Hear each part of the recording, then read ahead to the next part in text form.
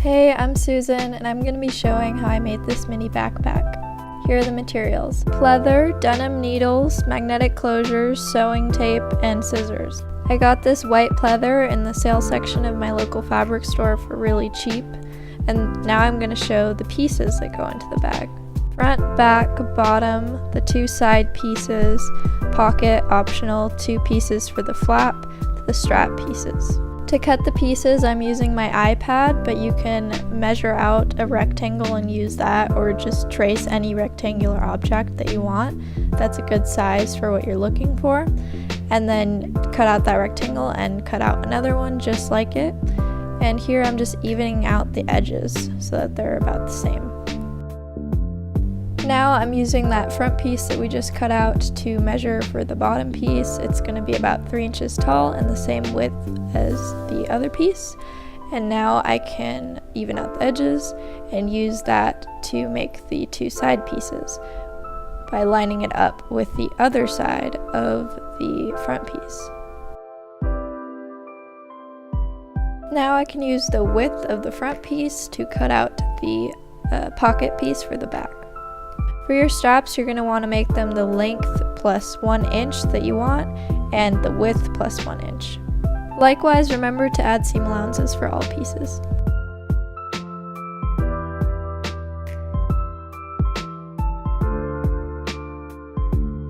The bottom and the front piece, right sides together like this, with the edges lined up.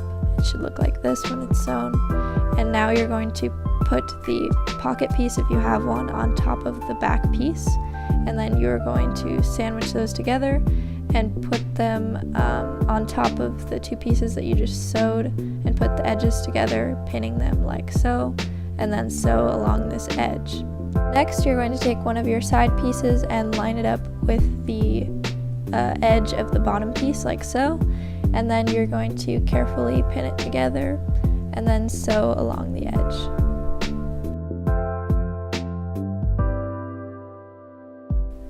Once that is sewn in, you're going to repeat that, but you're going to fold this side piece so that it lines up with the side of the front or back of the backpack. And then you're going to pin it and sew along this edge. Then you're going to simply repeat the same thing on the other side.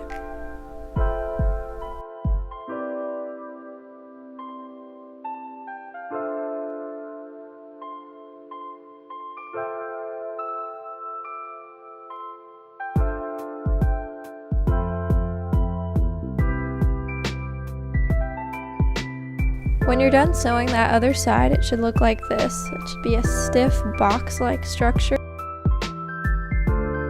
So after you turn it inside out, it should look like this, and you kind of have to squish it to get the little pointy ends out and work with it a little bit after you turn it inside out. And now you want to kind of smush the sides together so that you're able to stitch on top of them like so, and try to get it as flat as you possibly can to do the top stitching. You're going to repeat the top stitching step on each side of the little box so that you end up with something like this.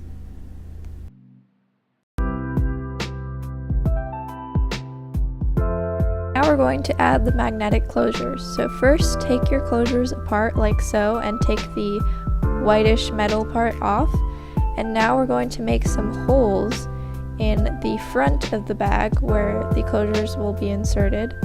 So I'm just using my seam ripper, and I recommend you make 2 holes instead of 1 as I'm showing here. So 2 holes on each little side, and then you can use that to kind of make some slits to put the magnetic closure through. As you can see, I'm kind of struggling here. It's a bit hard with this stiff pleather fabric, but it is possible, so don't give up. As you can tell, here I was finally able to make those little slits that I was talking about, and now I can insert the closure in here. And now, once I get the closure in there, I'm going to turn to the inside of my little box, and I'm going to put on the white metallic-y part, and then I'm going to secure it by folding over these metal flaps so that it's secured in place.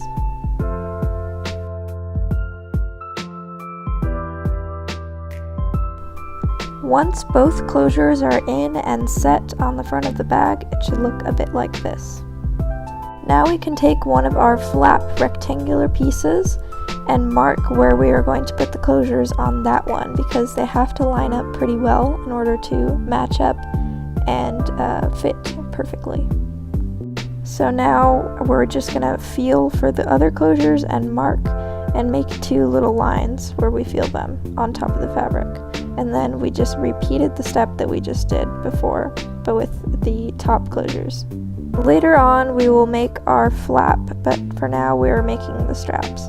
So take that rectangular piece that you made before, or one of the pieces, and fold it over on each side like so. And then you're going to carefully sew down these two sides so that they're all bundled up together and they make a strap. And normally we wouldn't do this, but since pleather does not fray, it's fine, it should turn out like this. And now you're going to seam rip the top stitching on the bottom of the bag where you're going to insert the straps in the back, not the front. And you're going to feed the strap through there and top stitch again.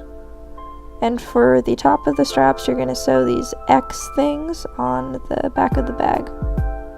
So to finish the flap, like I said before, we're going to just sew those two pieces together, but it is important to note that when you come to the sort of corner or intersection of the sewing, you're going to do a special thing that I'm going to show how to do, and you're going to stop with the needle down, and then you're going to rotate your piece and then bring your sewing back.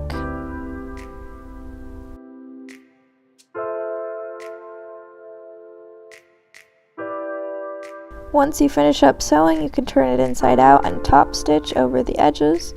And now you're going to attach the flap. You're going to put it on the inside of the bag like so. And again, since it doesn't fray, this is fine. And you can top stitch over the bag. But first you're going to pin these many layers together and make sure that the sides are lined up so that your flap is not crooked, and then you're going to